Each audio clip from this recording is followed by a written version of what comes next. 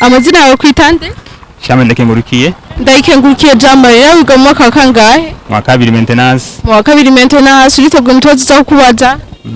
Ikibazo ca mbere kivuga uku dufise abakozi batatu umwe akorera 1700 ku munsi uwa kabiri nawe agakorera 1015 ku ndwi uwa gatatu nawe agakorera 45 ku kwezi muri abo bose ko batatu nindakorera amafaranga menshi. Sonatoya. Ikibazo ca mbere kivuga uku dufise abakozi batatu umwe akorera 1700 ku munsi uwa kabiri agakorera 1015 ku ndwi uwa gatatu agakorera 45 ku kwezi waza ko muri bose ari ndakorera amafaranga menshi. Owambe akorera 1700 ku munsi. Ikibazo ca mbere kirakunaniye twiza gucaka uza kugitora. Ndagerageza numvise. Ikibazo ca kabiri naco kivuga uku mu maradiyo yose y'igihugu cyacu cy'u Burundi aherezwa n'akajambo FM. Turumva Buja FM, Iteka FM, Pije Classic FM, none amaradiyo yose aherezwa n'akajambo FM. Wibaza ko FM yoba isigura iki? FM nibaza ko yoba isigura ngana megahertz. Asanzwe amaradiyo sahuriye ko ndibaza. Ibibazo byose birakunanira hakundi yanga cyane gose. Amazina yawe kwitande? Niyo nkurusha Drake. Niyo nkurusha Drake usanzwe ukora iki? Je ndi umunyeshuri. Uri umunyeshuri tugoye mutwazi zo kubaza? Nakimwe ndavyita. Kibazo ca mbere kivuga uku fise amafaranga 500 kandi nawe ufise amafaranga 500 wibaza ko mpa amafaranga ngahe kugira ngo ndagusunze ijana? Guhijana. Kibazo ca mbere kirakunaniye tuza gucaka biza kugitora?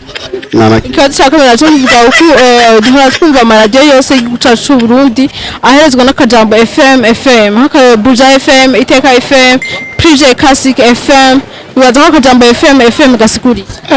FM gasigura amafrequence y'amaradiyo agenda atandukanye kugira ngo atandukanye yandi.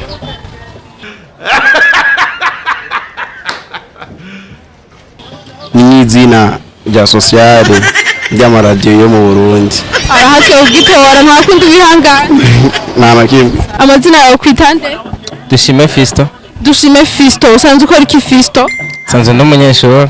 Fisto n'umunyeshuri tugoye mutwazi nza kukubaza? Ego. Ikibazo ca mbere kivuga uku dufise abakozi batatu umwe akorera 1700 ku munsi uwa kabiri nawe akorera 1015 ku ndwi uwa gatatu nawe akorera 45 ku kwezi muri abo bose ko ari batatu nindakorera amafaranga menshi. Umwe akorera 15 ku ndwi ujya ku ndwi.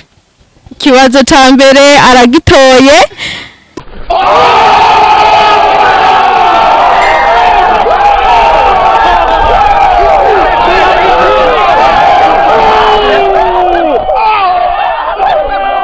Ikibazo ca kabiri naco baciteguri? Ego. Ikibazo ca kabiri naco kivuga uku duhora twumva amaradiyo yose yo mu gihugu cacu c'u Burundi aherezwa n'akajambo FM nk'akarorero Buja FM, Iteka FM, Pije Classic FM none amaradiyo yose aherezwa na FM wibaza ko akajambo FM ko gasiguri? Akajambo FM nibaza ko karancanze so kumfata kanya nk'iyo. Amahirwe aramuciritse kibazo ca kabiri nakundi yanga? Ego.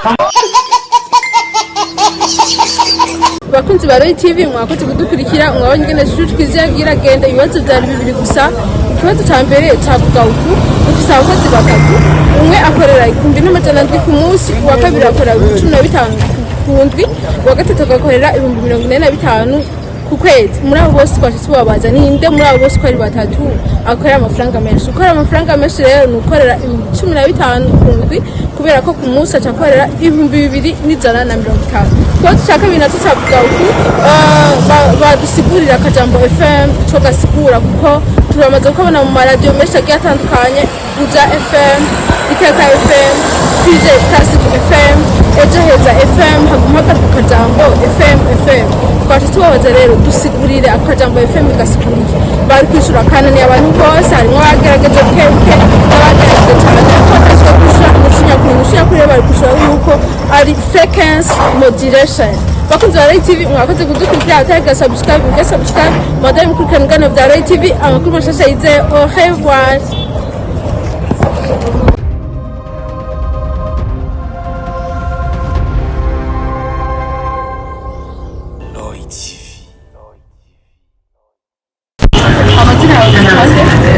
Jesimari. Iranyumvira Jesimari ukora iki? Je ndi umunyeshuri. Umunyeshuri tegwa mutwazo nza kuba. Batatu umwe ahembwa 1700 ku munsi, uwa kabiri ahembwa 1015 ku ndwi, uwa gatatu agahembwa 1045 ku kwezi. Ninde ahembwa menshi muri abo batatu? 15. Kibazo cha mbere kirakunaniye tuza gucaka duhora twumva amaradiyo yose mu gihugu cyacu cy'u Burundi aherezwa n'akajambo FM nk'akarero Buja FM, Iteka FM, Prije Classic FM, noneho amaradiyo yose aherezwa na FM, Ejoheza FM na Prije Classic FM. Wibaza ko akajambo FM gasigura iki? FM.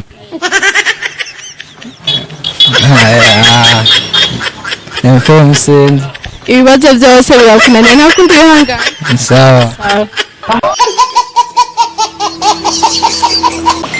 Amazina yawe kwitande? Nitwa Paulin.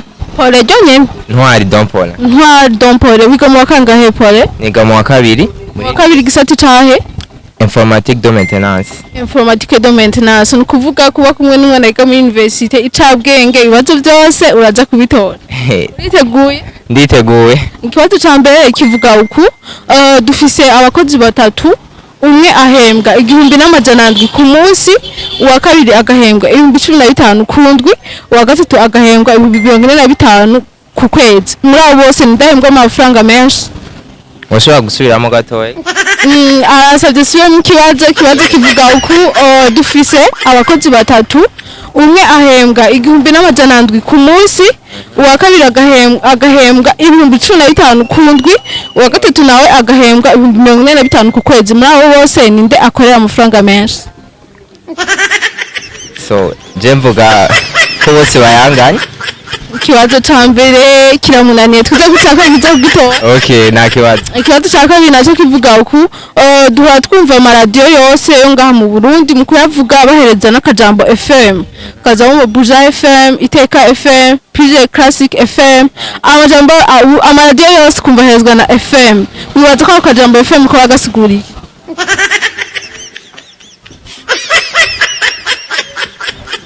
Oya.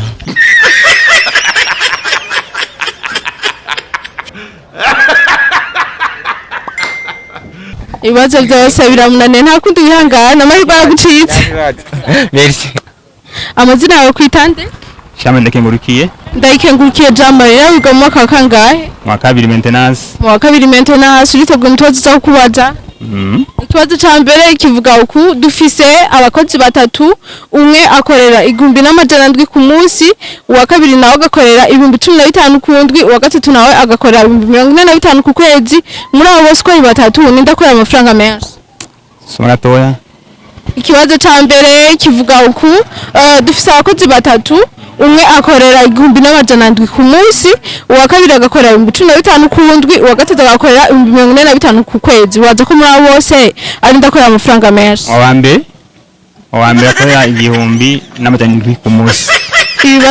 Ikibazo ca mbere kirakunaniye twiza gucaka biza kugitora. Mugerageza numvise. Ikibazo ca kabiri naco kivuga uku mu maradiyo yose y'igihugu cyacu cy'u Burundi aherezwa n'akajambo FM.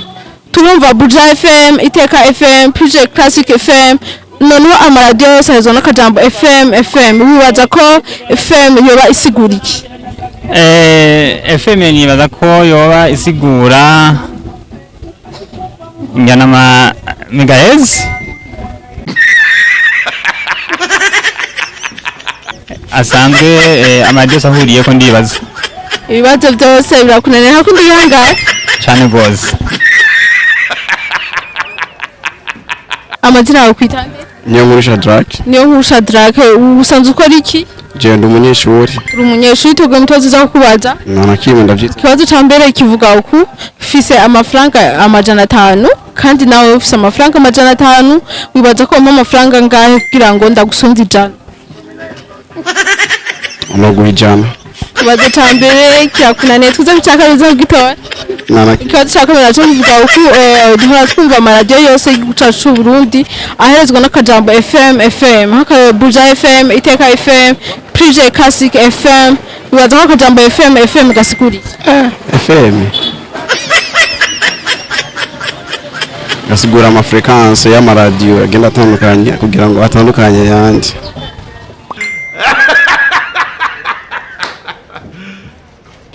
Ni izina rya sociale ry'amaradiyo yo mu Burundi. Arahatse ugitora nta kundi bihangana. Nta kimwe. Amazina yawe kwitande? Dushime Fisto. Dushime Fisto, usanzwe ukora iki Fisto? Sanzwe n'umunyeshuri. Fisto n'umunyeshuri twebwe mutozi nza kukubaza. Ego. Ikibazo ca mbere kivuga uku dufise abakozi batatu, umwe akorera 1700 ku munsi, uwa kabiri nawe akorera 15 ku ndwi, uwa gatatu nawe akorera 45 ku kwezi. Muri abo bose uko ari batatu ninde akorera amafaranga menshi? Umwe akorera 15 ku ndwi. Ujya ku ndwi. Ikibazo ca mbere aragitoye.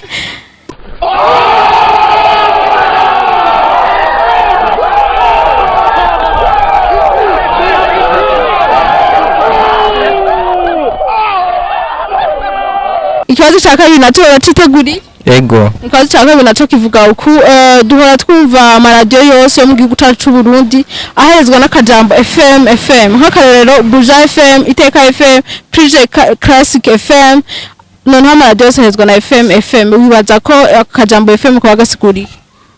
Akajambo FM nibaza uko karancanze soko mfata kanya nk'iyo. Amahirwe aramuciritse ikibazo ca kabiri nako tuyanga. Ego. Amazina yawe kwitande? Nitwa Isa. Isa ryo nyene? Niyo ndemye. Niyo ndemo? Niyo ndemye Isa. Twebwe mutozi za kukubaza. Ego. Ikibazo ca mbere kivuga uku ufise abakozi batatu, umwe ahembwa 1700 ku munsi, uwa kabiri agahembwa 15 ku ndwi, uwa gatatu agahembwa 45 ku kwezi. Muri abo bose ninde akorera amafaranga menshi? Ukorera menshi 15 ku ndwi. 1700 ku munsi. 45 ku kwezi. Uhembwa menshi n'uhembwa 1700.